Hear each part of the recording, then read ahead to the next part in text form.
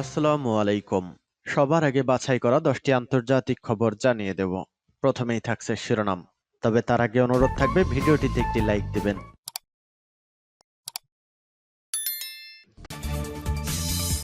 দখলদার ইসরায়েলি বাহিনী এবং ফিলিস্তিন পুরোদমে যুদ্ধ চলছে, যার জেরে পৃথিবী এখন তৃতীয় বিশ্বযুদ্ধের দ্বারপ্রান্তে।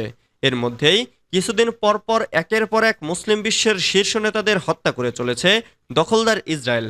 তবে কি এবার তৃতীয় বিশ্বযুদ্ধ বাদিয়েই ক্ষান্ত হবে ইসরায়েল? দর্শক, জানিয়ে দেব হাতে থাকা সর্বশেষ আপডেট আন্তর্জাতিক সংবাদ। প্রথমেই সংবাদ শিরোনাম। লেবাননে ইসরায়েলি হামলা, হামাসের আরেক জ্যেষ্ঠ কমান্ডার নিহত।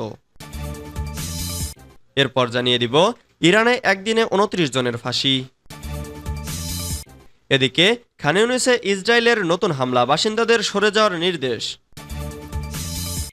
এরপর জানিয়ে দিব অন্তর্বর্তীকালীন সরকারকে যে কোনো সহযোগিতা করতে প্রস্তুত জাতিসংঘ।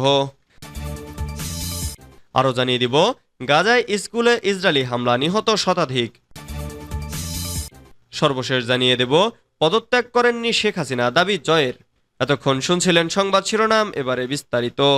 তবে অনুরোধ থাকবে ভিডিওটিতে একটি লাইক করবেন এবং কমেন্ট করে জানিয়ে দিবেন কোন জেলা থেকে আপনি আমাদের এই ভিডিওটি দেখছেন। লেবাননে ইসরায়েলি হামলা, হামাসের আরেক জ্যেষ্ঠ কমান্ডার নিহত। ইসরায়েলি বাহিনীর বিমান হামলায় লেবাননে হামাসের আল হাজ নামে হামাসের আরেক জ্যেষ্ঠ কমান্ডার নিহত হয়েছেন। লেবাননের বন্দর শহর সিডন থেকে 60 কিলোমিটার দক্ষিণে একটি আইন আল হিলওয়েহ নামের একটি ফিলিস্তিনি শরণার্থী শিবিরের কাছে নিহত হয়েছেন শামের। হামলায় তারা দেহরক্ষীও গুরুতর আহত হয়েছেন। হামাসের 3টে সূত্র এ তথ্য রয়টার্সকে নিশ্চিত করেছে।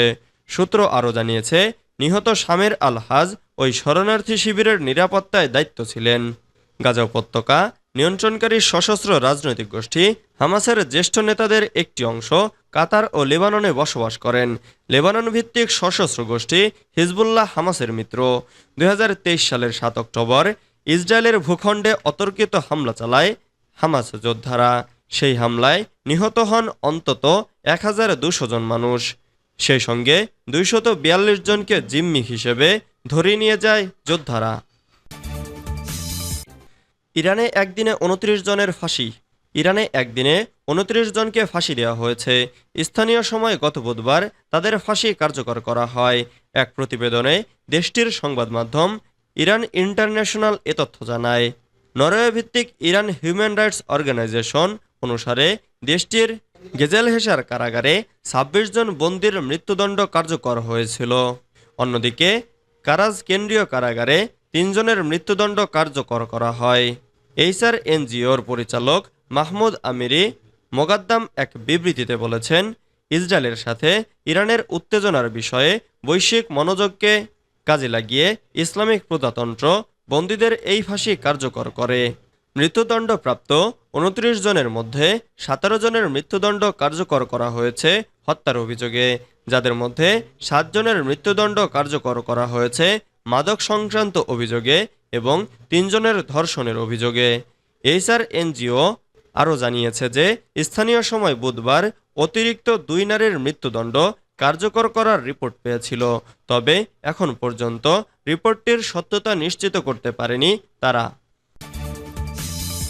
খান ইউনিসে ইসরায়েলের নতুন হামলা, বাসিন্দাদের সরে যাওয়ার নির্দেশ। দক্ষিণ গাজার খান ইউনিসে নতুন করে হামলা শুরু করেছে ইসরায়েল।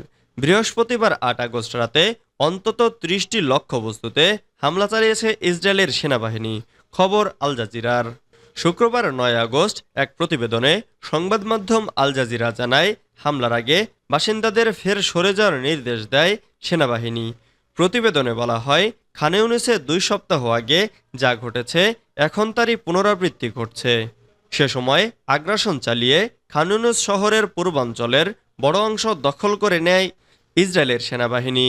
এক বিবৃতিতে খান ইউনিসে ফিরে আসার পক্ষে যুক্তি দিয়ে সেনাবাহিনী জানিয়েছে, এলাকাটিতে এখনও হামাসের তৎপরতা চলছে এবং তারা সন্ত্রাসী কর্মকাণ্ড পরিচালনা করছে। খান ইউনিসে কয়েক সপ্তাহের আগ্রাসন শেষে হামাসকে নির্মূল করার দাবি করে খান ইউনিস ছেড়েছিল ইসরায়েল। সে সময় কয়েক দফা বাস্তুচ্যুত হওয়া ফিলিস্তিনিরা আবার ফিরে এসেছিল তাদের বাড়িতে।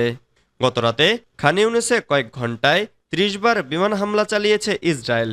এতে সেখানকার বেশিরভাগ ভবন ও অবকাঠামো বিধ্বস্ত হয়েছে। অন্তর্বর্তীকালীন সরকারকে যে কোনো সহযোগিতা করতে প্রস্তুত জাতিসংঘ। ডক্টর মোহাম্মদ ইউনূসের নেতৃত্বাধীন বাংলাদেশের অন্তর্বর্তীকালীন সরকারকে যে কোনো সহযোগিতা করতে প্রস্তুত জাতিসংঘ। নিউ ইয়র্কে জাতিসংঘের সদর দপ্তরে স্থানীয় সময় বৃহস্পতিবার নিয়মিত প্রেস ব্রিফিংয়ে সংস্থার মহাসচিবের উপমুখপাত্র ফারহান হক একথা বলেছেন।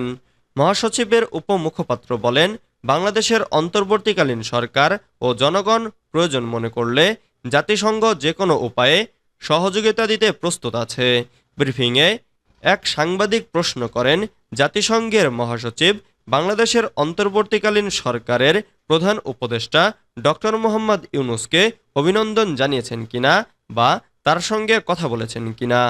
জবাবে জাতিসংঘ মহাসচিবের উপমুখপাত্র বলেন, তিনি তার সঙ্গে কথা বলেননি, তবে বাংলাদেশে নিযুক্ত আবাসিক সমন্বয়ক আজকের শপথ অনুষ্ঠানে যোগ দিয়েছেন। ক্ষমতা হস্তান্তরের প্রক্রিয়া যেন শান্তিপূর্ণ হয় তা নিশ্চিত করতে তিনি ও কান্ট্রি টিম সক্রিয় রয়েছে। বাংলাদেশের অন্তর্বর্তীকালীন সরকারের প্রধান উপদেষ্টা হিসেবে ডক্টর মোহাম্মদ ইউনূস মাত্রই শপথ নিয়েছেন। তার বিষয়ে জাতিসংঘ মহাসচিবের কোনো বক্তব্য আছে কিনা তা জানতে চাওয়া হয়। গাজায় স্কুলে ইসরায়েলি হামলা, নিহত শতাধিক। গাজা শহরের কেন্দ্রস্থলে একটি স্কুলে ইসরায়েলি হামলায় 100 জনের বেশি নিহত হয়েছে। শনিবার 10 আগস্ট ভোরে শহরের দারাজ এলাকায় বোমা হামলাটি হয়। স্থানীয় গণমাধ্যম বলছে, বোমা বিস্ফোরণে স্কুলটিতে আগুন লেগে যায় এবং উদ্ধারকারী দল তা নিয়ন্ত্রণে কাজ করছে। ইসরায়েলি সামরিক বাহিনী দাবি করেছে, আজ ভোরে তারা যে স্কুলে বোমা হামলা করেছে সেটি হামাসের সদর দপ্তর হিসেবে কাজ করছিল এবং সেখানে সন্ত্রাসীরা রয়েছে। ইসরায়েলের সেনাবাহিনীর এক বিবৃতিতে বলা হয়, তারা একটি সামরিক কমান্ড সদর দপ্তরে কাজ করা সন্ত্রাসীদের বিরুদ্ধে অভিযান চালিয়েছে, যেটি আলতাবিইন স্কুলের ভিতরে অবস্থিত ছিল। বিবৃতিতে আরও বলা হয়, হামাস সন্ত্রাসীরা ইসরায়েলের প্রতিরক্ষা বাহিনীর এবং ইসরায়েল রাষ্ট্রের বিরুদ্ধে বিভিন্ন সন্ত্রাসী হামলা চালাতে এবং লুকানোর জন্য সদর দপ্তর হিসেবে স্কুলটি ব্যবহার করছিল। পদত্যাগ করেনি শেখ হাসিনা, দাবি জয়ের। ছাত্র জনতার গণঅভ্যুত্থানের মুখে প্রধানমন্ত্রীর পদ থেকে পদত্যাগ করে ভারতে চলে যান শেখ হাসিনা। এরপর আন্দোলনকারী সহ সব পক্ষের সম্মতিতে দেশে অন্তর্বর্তীকালীন সরকার গঠন হয়। প্রফেসর ডক্টর ইউনূসের নেতৃত্বে যখন অন্তর্বর্তীকালীন সরকার কার্যক্রম শুরু করেছে, তখন এক নতুন দাবি করে বসেছেন শেখ হাসিনার ছেলে সজীব ওয়াজেদ জয়। শনিবার 10 আগস্ট রয়টার্সকে জয় বলেন, ভারত পালিয়ে যাওয়ার আগে শেখ হাসিনা অফিসিয়ালি পদত্যাগ করেননি। তিনি সে সময় পাননি। তিনি ভাষণ এবং পদত্যাগপত্র সাবমিটের পরিকল্পনা করেছিলেন, কিন্তু আন্দোলনকারীরা গণভবন অভিমুখে মার্চ শুরু করল। হাতে আর সময় ছিল না, এমনকি মাতার ব্যাগ গোছানোর সময়ও পাননি। সুতরাং সংবিধান অনুযায়ী শেখ হাসিনা এখনও বাংলাদেশের প্রধানমন্ত্রী। জয় আরও জানান, সেনাপ্রধান এবং অন্যান্য বিরোধী রাজনৈতিক দলের সঙ্গে আলোচনা করে প্রেসিডেন্ট সংসদ ভেঙে দিয়েছে। প্রধানমন্ত্রীর অফিসিয়াল পদত্যাগ ছাড়াই অন্তর্বর্তীকালীন সরকার গঠন হয়েছে। এর বিরুদ্ধে আদালতে যাবেন তারা।